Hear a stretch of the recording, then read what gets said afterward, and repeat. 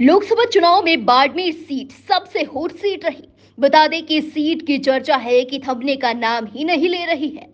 इस hot seat की वजह से राजस्थान की धरा में तेजी का तूफान देखने को मिला था। बता दें, यह मुकाबला त्रिकोणीय था, जहां एक तरफ बीजेपी के दिग्गज नेता कैलाश चौधरी मैदान में थे, तो दूसरी तरफ थे कांग्रेस के उम्मीदवार राम बेनीवाल और तीसरे प्रत्याशी थे निर्दलीय उम्मीदवार रविंद्र सिंह भाटी। अब बात करें उस मैं की जो शायद भाटी को ले डूबी। एक समय था जब भाटी छात्र नेता के तौर पर मैदान में थे। किस्मत ने पलटी ऐसी मारी कि भाटी ने शिव विधानसभा से निर्दलीय चुनाव जीतकर साबित कर दिया कि उनके अकेले चलने की उम्मीद ने उन्हें जीत दिलाई है। अब इसके बाद तो मानो भाटी के पंख लग गए हों। उन्होंने लोकसभा चुनाव को शायद अपने कॉलेज का चुनाव समझ लिया था। खैर, फिर उन्हें मुंह की खानी पड़ी। अब चलिए थोड़ा समीकरणों को समझते हैं।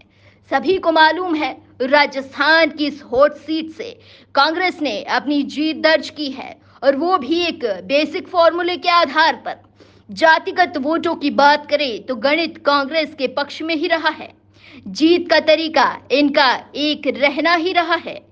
वहीं भाजपा की बात करें तो बीजेपी का धरातल विधानसभा चुनाव के बाद खिसक गया था। पहले ही दिन से लग रहा था कि बीजेपी ने अपनी हार मान ली है, और शायद बीजेपी को इस बात का अंदाजा भी था।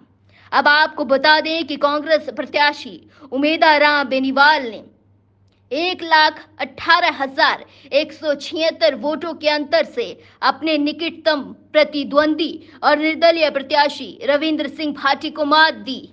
राजस्थान के जब नतीजे सामने आए तो सभी के चेहरे पर अलग सा भाव देखने को मिला था।